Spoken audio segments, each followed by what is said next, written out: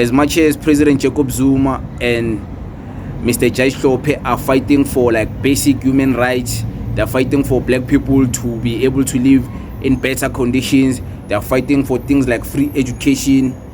One thing they're not compromising and one thing they're not apologetic about is the issue of land. HLOPHE and President Jacob Zuma has clarified their position when it comes to land, that they want the land and they're not apologetic about that. And another thing is that they also want to implement African law in South Africa. So I have a clip of Mr. HLOPHE explaining their fight as the MKP, explaining to you guys what they are fighting for when it comes to the land and the African law.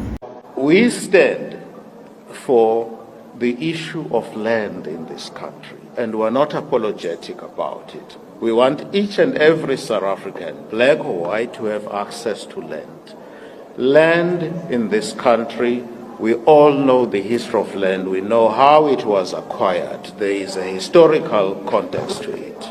We are not apologetic. We are also not apologetic in our call for the law to be Africanized. By that we mean we bring back the laws that used to govern the African people. And one of those laws is this: the land in Africa can never be the subject of private ownership. The land belongs to the nation. It belongs to the nation. It doesn't form part of private ownership. You just heard Mr. HLOPHE expressing that they're not apologetic, they want the land and they want to implement African law. When it comes to the land, HLOPHE has expressed in different interviews that, yeah, within the constitution, the land can be amended. There's different videos you can go on YouTube and ask around, or just click or ask the Google HLOPHE land amendment constitution. It will show you the clips, the videos, him explaining that it is possible for a political party to amend the constitution and get the land back without any fights, and also without compensating that land because it was stolen, so he says. So when it comes to African law, I don't know what African law is, because it can be a broad discussion. Because when you look at Africa, you look at different African countries, you look at different cultures in Africa, you look at different tribes in Africa, you also look at different languages in Africa. And then when you go deeper and you investigate family-wise, you look at different traditions that different African people practice. So I don't think it's as complicated as like putting everything together and trying to create one law. I think in simple terms it's a matter of the law. The current law must be able to respect African traditions, African cultures, must be able to accommodate African maybe traditional healers, must be able to accommodate African leaders, African kings, African spiritual leaders, and African systems. I think that's what they're saying.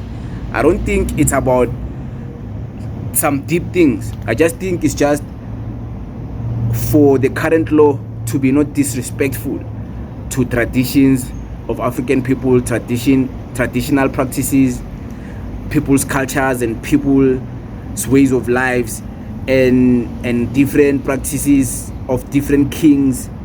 I think it's just about that. I don't know. They will explain more, and when they explain more, I will be here to explain more based on my perspective. So the question I have is that when will black people get the land? When will African people get the land? Because there's like Penwell the Black Pen, who is saying that since black people were conquered and the land was taken forcefully from them, if they want the land back, they also need to do the same thing, because there's no white person who's gonna just smilingly give the land back. So he is claiming that black people might need to consider taking the land back forcefully too.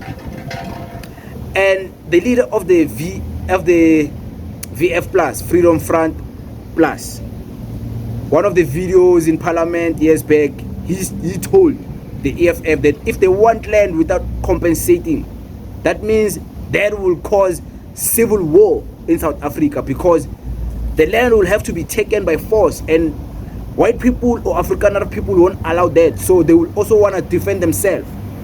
So the question is, will black people ever get the land back if black people are not willing to fight for it? I'm not inciting violence. I don't want people to fight. I don't want war to happen. I'm just asking a question. Should black people consider fighting for the land, or should they consider gathering numbers in political parties and get 2/3 majority for them to be able to amend the constitution?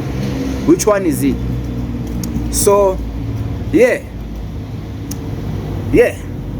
that's where we at.